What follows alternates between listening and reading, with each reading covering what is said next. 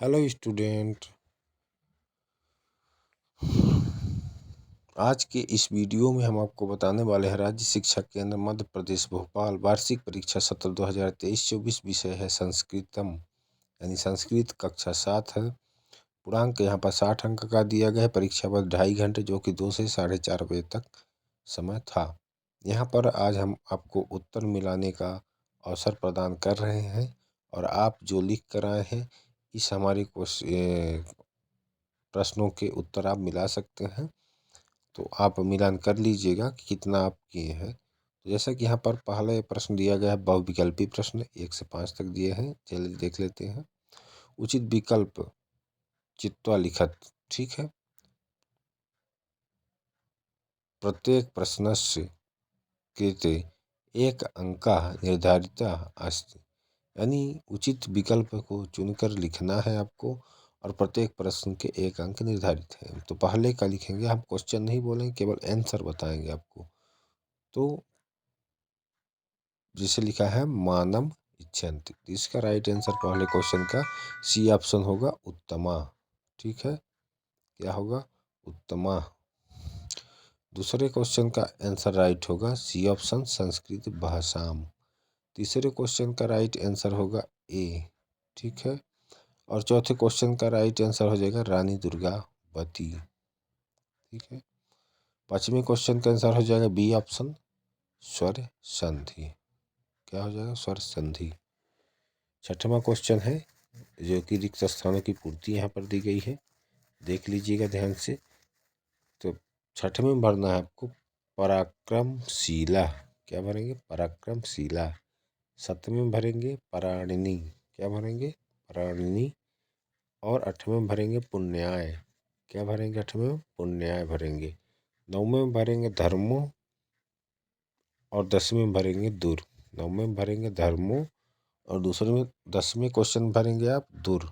ठीक है, इस प्रकार से आपके 5 बहुविकल्पी और एक रिक्त स्थानों की पूर्ति हम कंप्लीट करवा चुके हैं। जैसा कि फिर से बता देते हैं, पहले क्वेश्चन का राइट आंसर सी ऑप्शन उत्तमा, दूसरे का सी ऑप्शन संस्कृत भाषाम, तीसरे का भी क्या हो जाएगा? ए ऑप्शन, और चौथे का हो जाएगा ए ऑप्शन रानी दुर्गावती, पांचवें का हो जाएगा स्वर संधि बी ऑप्शन। ठीक है, छठवें क्वेश्चन का राइट आंसर हमने बता दिया पराक्रमशीला, और 7वें क्वेश्चन का आंसर क्या बताया? पराणनी, और 8वें क्वेश्चन का आंसर बता दिए क्या? पुण्याय, और 9वें क्वेश्चन का आंसर बता दिए धर्मो, और 10वें क्वेश्चन का आंसर बता दिए दूर। ओके, उपसर्ग पूछा है, कौन सा उपसर्ग है दुर्लभ में? तो दूर उपसर्ग है ना। उपसर्ग पहले आता है शब्द के और प्रत्यय क्या आता है? बाद में आता है। उपसर्ग की बात है दुर्लभ, दूर प्लस लभ बराबर दुर्लभ। ठीक है ना, तो दूर आएगा उपसर्ग इसमें अलग करने पर। तो इस प्रकार से आपके 10 क्वेश्चन आपके हम कंप्लीट करा चुके हैं।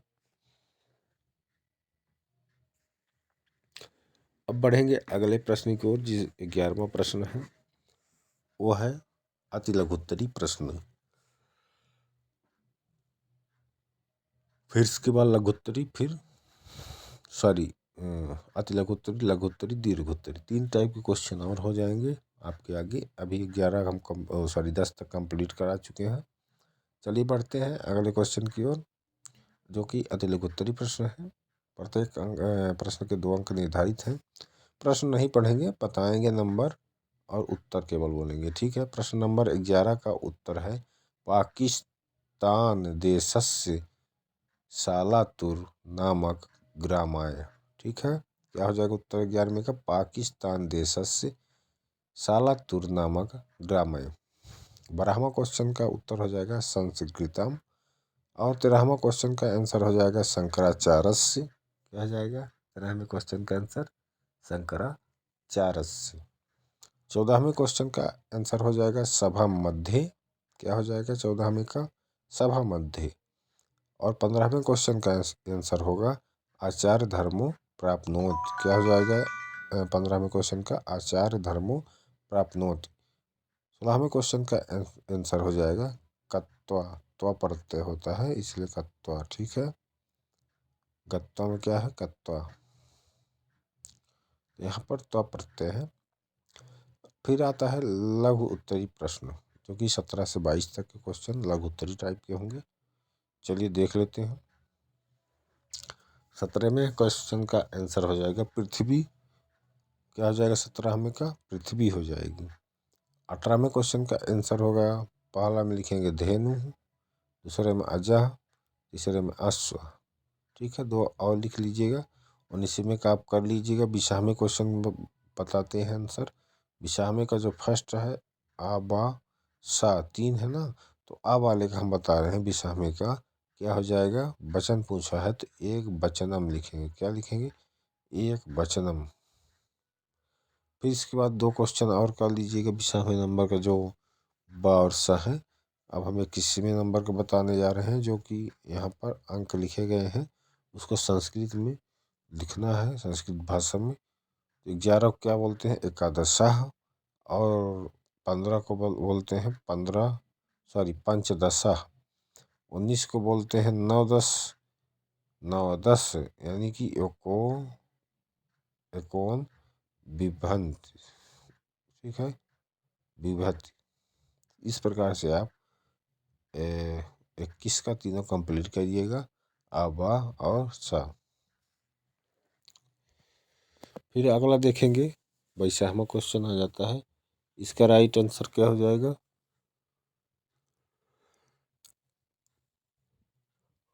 माता शत्रु पिता बैरी एन बालो न पविता, ना शोभते सभा मध्ये हाथ हाय मध्ये को यथा। ठीक है, इस प्रकार से आपका हम अति लघु उत्तरी प्रश्न, जो कि 11 से 16 तक थे, उसको करवा दिए विधिवत। और लघु उत्तरी प्रश्न जो कि 7 से 22 तक थे, उसको भी हम कंप्लीट करा चुके हैं। यदि हमारा वीडियो अच्छा लगता है तो हमारे चैनल को सब्सक्राइब करिए और घंटी को दबाकर ऑल ऑप्शन को सेलेक्ट करें, ताकि जो भी वीडियो हम अपने यूट्यूब चैनल पर अपलोड करें, उस वीडियो का नोटिफिकेशन सबसे पहले आप तक पहुँच सके। अब बढ़ेंगे हम अगले क्वेश्चन की ओर, जो कि 30वां क्वेश्चन है और जो बहुत इम्पोर्टेंट है ना, तो उसकी ओर बढ़ते हैं।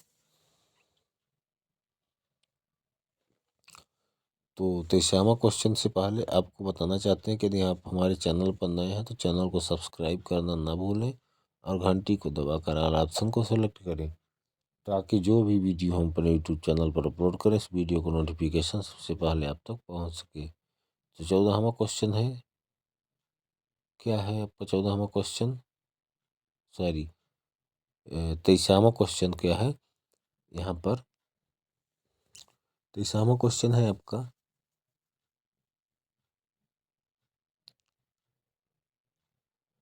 अधोलिखित, है ना। तो यहाँ पर आप दीर्घ उत्तरी टाइप का है 23वां क्वेश्चन, तो आप लिख लीजिएगा। भरना है तो भर लीजिएगा। फिर भी हम बता रहे हैं किसको किस में भरना है। तो सबसे पहले आपको भरना है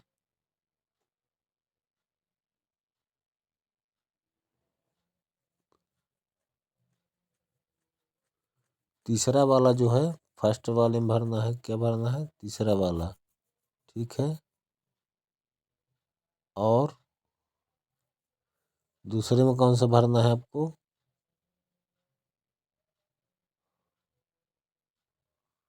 लास्ट वाला भरना है।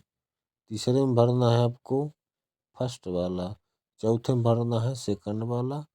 ठीक है, पहले में लिखना है थर्ड वाला, दूसरे में फिफ्थ वाला, और तीसरे में पहला वाला, और चौथे में सेकंड वाला, और 5वें में रमेश। किसी व्यक्ति का नाम हो जाएगा, जहाँ पर लिखा है आपका एग्जैक्ट से, है ना, तो वहाँ पर नाम लिख दिया जाता है, इसलिए किसी व्यक्ति का नाम रमेश है, इसलिए वहाँ पर लिखा जाएगा। इस प्रकार से आप अच्छे से कंप्लीट करके भर लीजिएगा।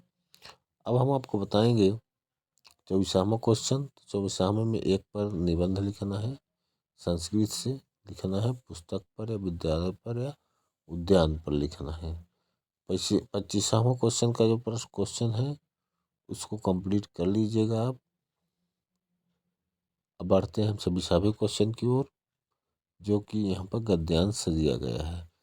पहला क्या है प्रश्न, तिलक का से, है ना, तो इसका आसित लास्ट में है, पहला का है, तो इसका आंसर हो जाएगा आपका शुरू से लेकर तिलक गणित संस्कृत भाषा या विधि। तो यहाँ पर आसित जहाँ तक लिखा है शुरू से लेकर वहाँ तक लिख लीजिएगा। दूसरा है तिलक छात्र जीवने की निश्चयम अकरोत, तो यहाँ पर इसका आंसर लिखेंगे सा छात्र जीवने एवं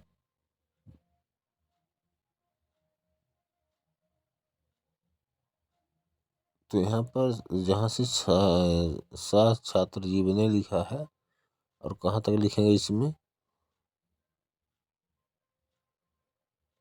इसमें लिखना है आपको करिश्याम तक, ठीक है।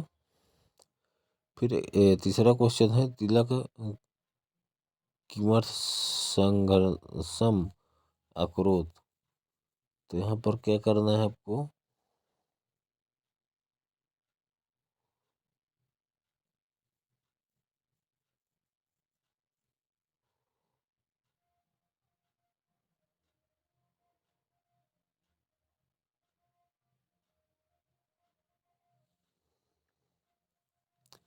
इसका आंसर आप लिख लीजिएगा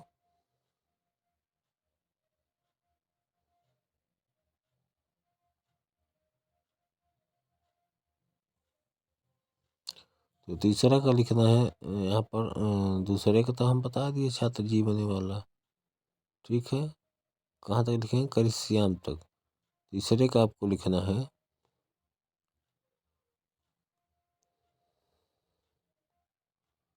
तीसरे का आपको लिखना है, सॉरी पहले पचमे का लिखिएगा आप, है ना। पचमे का लास्ट में लिखना है सह लोकमान्य इति, है ना, उपराजिता विभक्त यहाँ तक लिख देना है, विभक्त यहाँ पर कौन सी बताया जा रहा, लोकमान्य इति है। और चौथा घ का क्या लिखना है, अक्रोत तक लिखना है।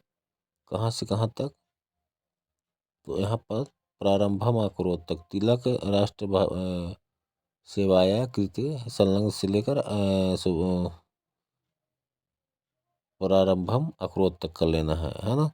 और उसी प्रकार से आपको तीसरे का कीमत संघर्ष का है ना, यहाँ पर लिखना है जन्म सिद्ध स्वराज जन्म सिद्ध अधिकार अस्ति इति, यहाँ तक कर लेना है।